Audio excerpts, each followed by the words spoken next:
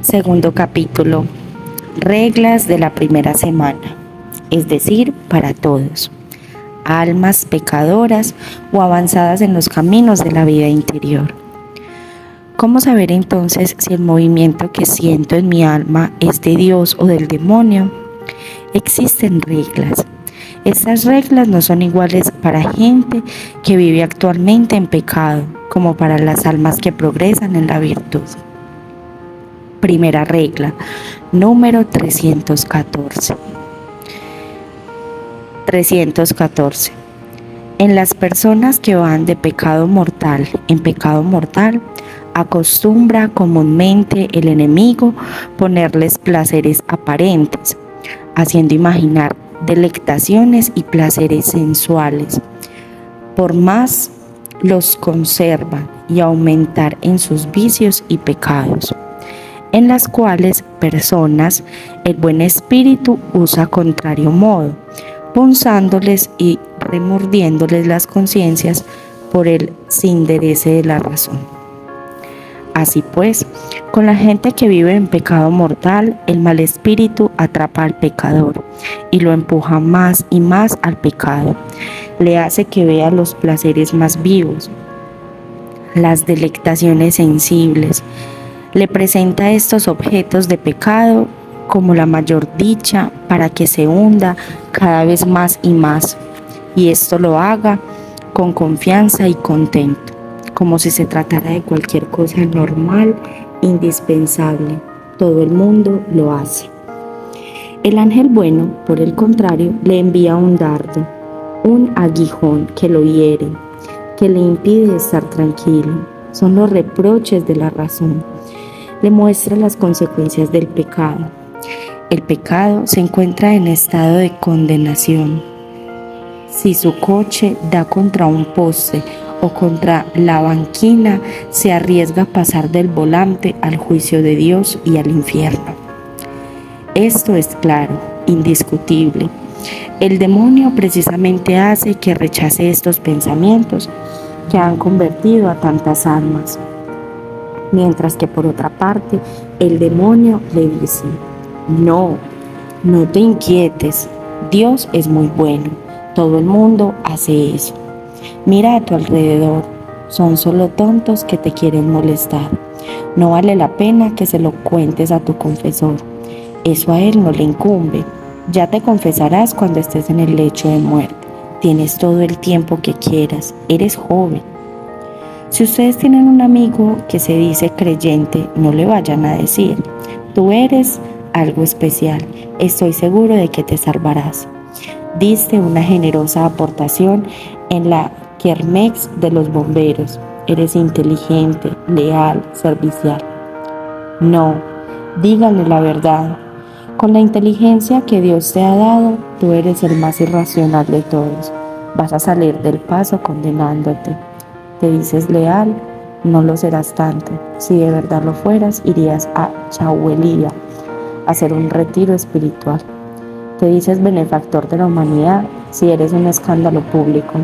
Los niños pierden la fe nada más al verte. Prepárate para rendir cuentas terribles a Dios, que te ha colmado de dones y te pedirá cuentas. Y así, aquel que afirma al pecador en su pecado le hace el juego al demonio. He conocido personas que se han salvado porque un día cayeron con un confesor que les dijo: si le doy la absolución a usted que no está decidido a cortar con el pecado, onanismo, infanticidio, usted comete sacrilegio y yo también, así que conviértase. Si muero, me voy al infierno. Si continúa en ese estado, sí. Entonces, Padre, me reconciliaré. La persona en cuestión volvió al redil y celebró sus Pascuas, no el día de la Pascua, sino en Pentecostés. Tenía 4 niños, ya tiene 11. Fue salvado por un confesor que seguía en el juego del buen ángel. Conocí a un parroquiano que se convirtió porque el cura había anunciado al principio de la Cuaresma que se le negaría la absolución en Pascua a todos los que hubiesen faltado a misa los domingos de Cuaresma. Se trataba de una aldea muy cristiana, según dice, donde todos los hombres celebraban la Pascua y asistían a misa 4 veces al año, no más. Después de este aviso, desde el púlpito nada cambió, pero el día de Pascua ninguno de los hombres comulgó. Ya se imaginarán el ruido que esto causó en la aldea, pero la mayoría comulgó en Pentecostés. Ya no faltaron a misa y todavía continúan asistiendo. Un buen número de los restantes regresaron poco a poco, en ocasión de las misiones o por alguna enfermedad. Es el demonio que afirma el pecado en el pecado. Cuidado. El buen ángel es el que nos hace los reproches de la razón.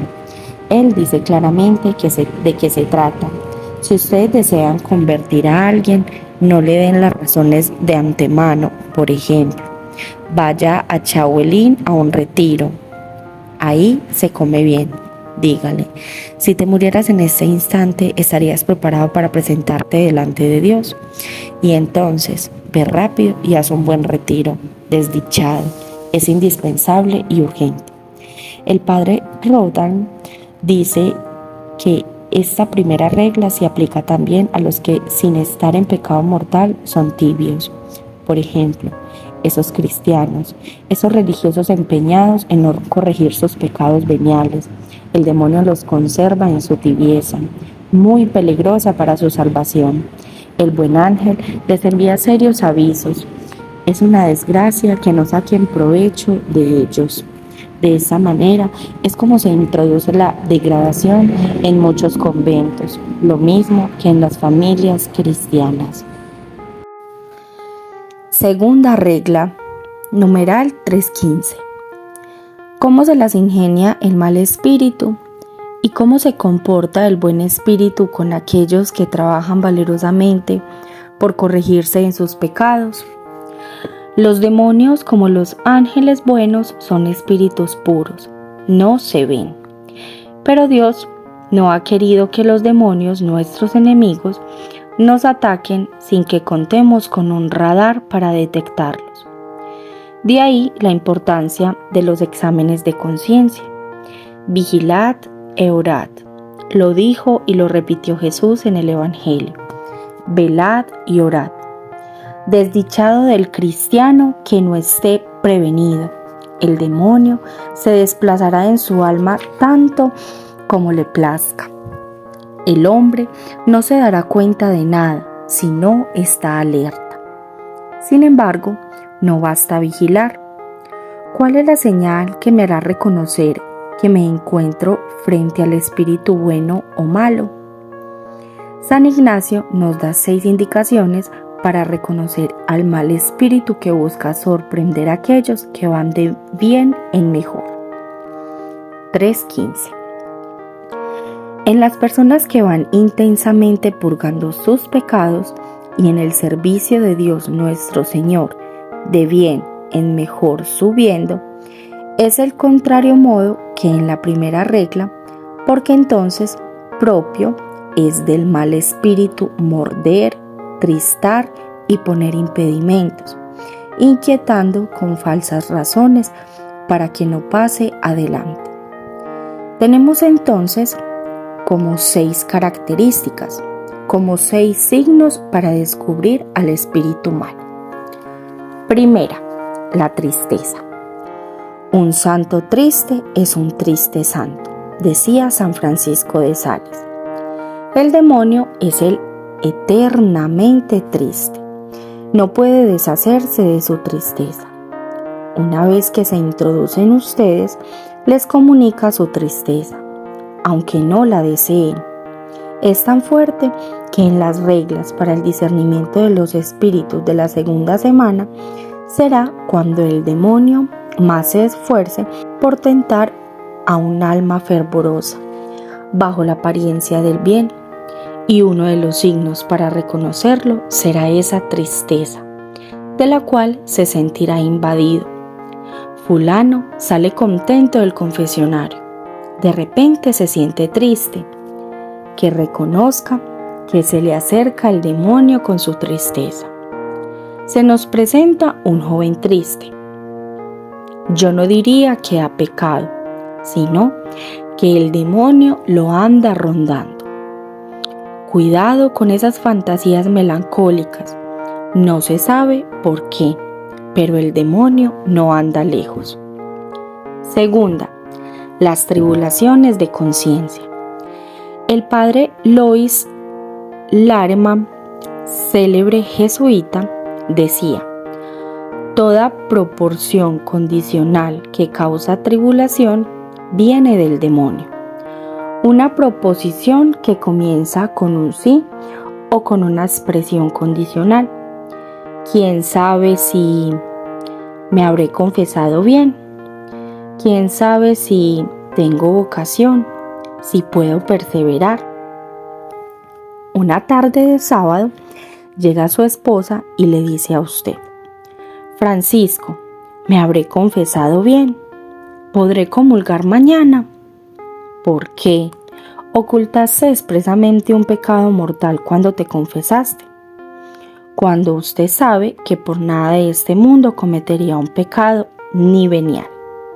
Oh, no, pero el sacristán estaba haciendo ruido. Los niños alborotaban. El señor cura estornudó. Yo me ofusqué. ¿Quién sabe si me habré confesado bien? Respóndale usted. Tranquilízate. Te confesaste bien. Puedes comulgar. ¿Y tú cómo lo sabes? Segunda regla. Es el demonio que te confunde. Y el demonio es un mentiroso. Si hubieras hecho una confesión sacrílega, el demonio te tranquilizaría, mientras que el ángel bueno te diría el por qué y en qué hubiera sido sacrílega su confesión, así que quédate tranquila. Un seminarista se pregunta: ¿tendré yo vocación? Este pensamiento, tal cual, viene del demonio. El ángel le diría por qué y sería claro. Tercero, los obstáculos. El demonio es muy bueno para hacernos creer que la práctica de la virtud es muy difícil. Hace que las dificultades parezcan mayores. ¿Cuántas personas hay que creen que una vida verdaderamente cristiana es imposible? Que hay dificultades insuperables para lograr su salvación, para practicar la castidad según su estado, para vivir cristianamente dentro del matrimonio. Ese pánico de no ser como todo el mundo, que tanto ha llevado a buenos cristianos a deshonrarse con estas modas impúdicas. El pánico del niño, que ha empujado a tantas mujeres que se dicen católicas a cometer infanticidios. Ese crimen que clama venganza de Dios, para privarse de ese tesoro eterno. Ese gozo innegable para toda la familia, que es un niño y que es al mismo tiempo la salvación y felicidad de una mujer. El demonio aumenta todas las dificultades y al mismo tiempo oculta todo aquello que vuelve fácil la vida cristiana, los gozos eternos. Aquellas otras cosas parecen obstáculos insuperables. Cuarta, la turbación. Toda turbación procede del demonio, decía San Juan Bernard. Así como el aturdimiento y la emotividad son los medios de los que él se sirve. Algunas veces en la familia el aire se carga de electricidad. La esposa se irrita, los niños están particularmente insoportables. El marido da coscorrones a todo el mundo. Sépanlo, es el demonio. Él sale ganando cada vez que esto sucede. Dicen tonterías, cometen pecados más o menos graves o más o menos numerosos. Vigílate, orad. No diremos sino aquellos que se debe hacer cuando los demonios andan por ahí. Hace falta advertir a los mismos niños acerca de ciertas disipaciones o sentimientos de cólera o de orgullo de los que se sirve el demonio. Quinta, los falsos razonamientos. Son una señal infalible del demonio. Debemos desconfiar mucho de ciertas falsas teorías, de ciertos eslogans que arrastran hacia numerosos pecados y con frecuencia hacia pecados graves contra la fe, contra la justicia o contra la caridad. Por ejemplo, cuando los niños sean grandes, ellos mismos escogerán su religión. Disculpe, ¿sabe usted si vivirán para entonces? ¿No tienen ellos el derecho de saber ahora que tienen un Padre en el cielo? ¿De saber que tienen un destino eterno? ¿Que acaso no tienen un corazoncito capaz de practicar la virtud, de amar al buen Dios? Lo que ustedes pregonizan no es un acto de justicia, sino la más horrible y criminal, las injusticias. Falsos razonamientos. Del mismo modo, Padre, tenemos solo un niño, así lo educaremos mejor. Pueden estar seguros de que no se educa igual a un niño que a 12. En mi caso, todos los coscorrones que recibí no me los dieron ni mi padre ni mi madre. Fueron los hermanos y hermanas. Eso ayuda mucho en la educación. Asimismo, yo no le pedí a Dios que me trajera al mundo, que viene a ser lo mismo que yo no les pedí a mis padres que me trajeran al mundo. Además de que se trata de una necedad, de un orgullo insoportable. ¿En qué momento debe Dios pedirle permiso a usted para darle el ser? Antes de su concepción, cuando estaba usted en el seno de su madre, cuando se chupaba el dedo, o debía esperar a que usted cumpliera 21 años de edad. Pero en los dos casos hay una grave blasfemia en contra de Dios, el Padre de todo bien. La vida es un bien, el destino eterno es un bien sobre todo bien. Todos los medios que Dios ha preparado desde la eternidad para lograr su salvación, y sus padres igualmente solo han seguido el plan de Dios. Y usted, que con tanto orgullo plantea esa pregunta, no utiliza todos estos dones de Dios y no le da por lo menos las gracias. Decía San Pablo en el primer capítulo de su carta a los romanos, refiriéndose a aquellos que no quieren dar las gracias a Dios y que sin embargo sacan provecho desde el café con leche de la mañana hasta la noche. Respiran el aire de Dios, beben la leche de Dios, el vino de Dios, el agua de Dios, comen el pan de Dios, fuman el cigarrillo de Dios. Sexta, el desánimo. Todo desánimo proviene del demonio. Comenzaron bien y de repente ya no hay ánimo. El demonio anduvo por ahí. ¿Y el ángel bueno? El ángel bueno da valor, da paz, gozo, hace que todo sea fácil.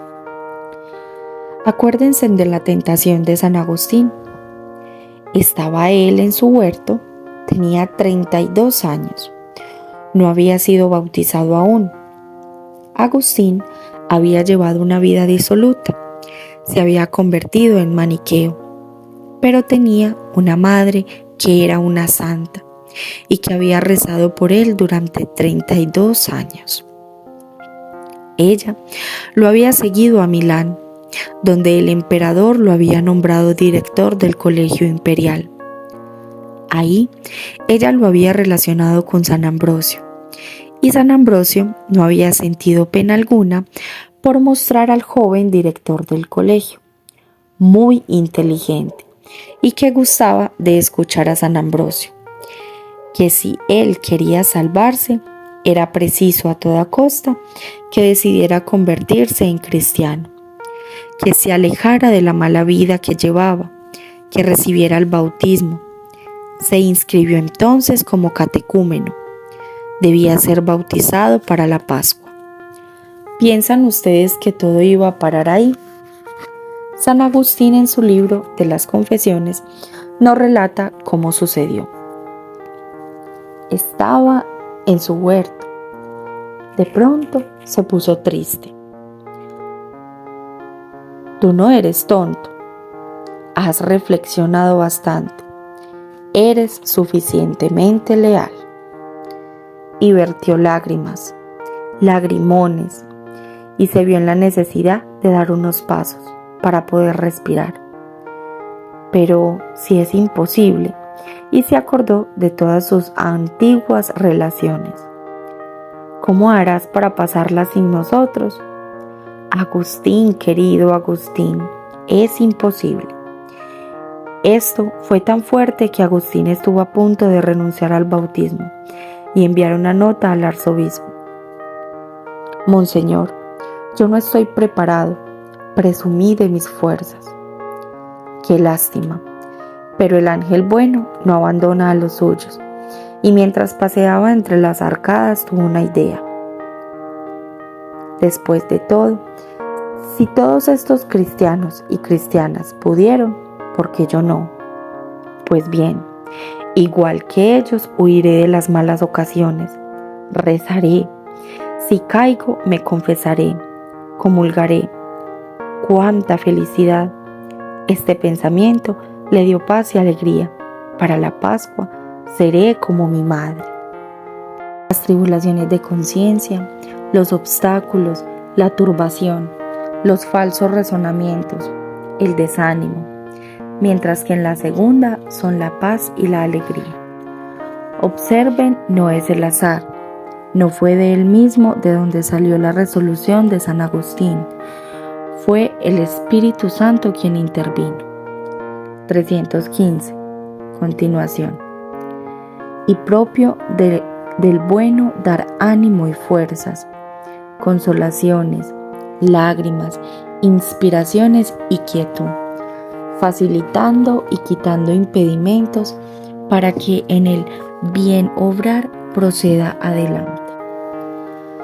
Tercera regla, numeral 316, de la consolación y desolación espiritual. El objetivo es saber qué hacer cuando el enemigo está presente. San Ignacio no lo va a enseñar, pero antes de indicar la conducta a seguir ante la labor de acercamiento del demonio o de uno de sus ataques, San Ignacio, como buen escolástico, se propone definir los términos que va a utilizar. El demonio, en efecto, con frecuencia llega a vencer a las almas generosas simplemente por una falsa definición de la consolación o de la desolación espiritual. Muchos cristianos confunden consolación con progreso en la santidad, así como desolación con retroceso, y no es así.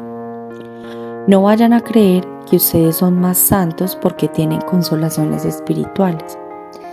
Después de comulgar, nuestro corazón está lleno de buenos sentimientos. No vayan a ceder y creer que retroceden en su santidad porque tienen tentaciones, no importa qué tan malas sean. ¿Cuántos han llorado sus pecados en su primer retiro y en el segundo nos vienen a decir: Padre, fallé en mi retiro, no lo he hecho bien, estoy seco, no logro inflamarme de amor? He conocido a grandes y generosas personas que hacen retiros y que se han visto sacudidas duramente en ellos, al punto de preguntarse si habrán perdido la fe. Por tanto, era precisamente en un retiro donde Dios quería que salieran de sus vidas ordinarias y hacerlos avanzar en las elevadas vías místicas. Así que presten atención a las definiciones que les da San Ignacio.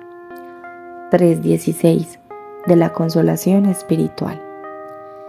Llamo consolación cuando en el alma se causa alguna moción interior, con la cual viene el alma a inflamarse de amor de su Criador y Señor. Cuando ninguna cosa criada sobre la haz de la tierra puede amar en sí, sino el Criador de todos ellos.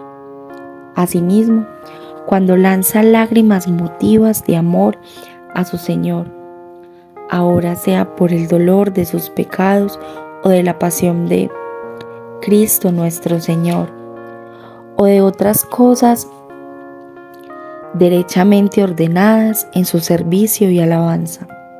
Finalmente, llamo consolación todo aumento de esperanza, fe y caridad, y toda leticia interna que llama y atrae a las cosas celestiales, a la propia salud de su alma, quietándola y pacificándola en su Criador y Señor. Véanlo ustedes, al hecho de llorar sus pecados, de llorar la pasión de Jesús. San Ignacio lo llama consolación espiritual, ya que se trata de lágrimas de dulzura. Pero no vayan a llegar a la conclusión de que son más santos por ello. Pero si por el contrario, ustedes, a pesar de sus súplicas, permanecen secos como un leño en el momento en el que quieren llorar sus pecados, no vayan a llegar a la conclusión que sus oraciones fracasaron. ¡Cuánto desánimo en ese momento! El padre Rodríguez cita a aquel santo religioso que en cuanto se ponía a hacer oración, se quedaba de pronto seco como un leño y no podía dirigirle ni una sola palabra a nuestro Señor. Se contentaba con decir: soy una bestia, soy una bestia. No piensen que perdió su tiempo, como tampoco lo perdió el pobre publicano del Evangelio, que ni siquiera se atrevía a levantar los ojos al cielo y se contentaba con darse golpes en el pecho diciendo: ten piedad de mí, Señor, que soy un pobre pecador, ten piedad de mí.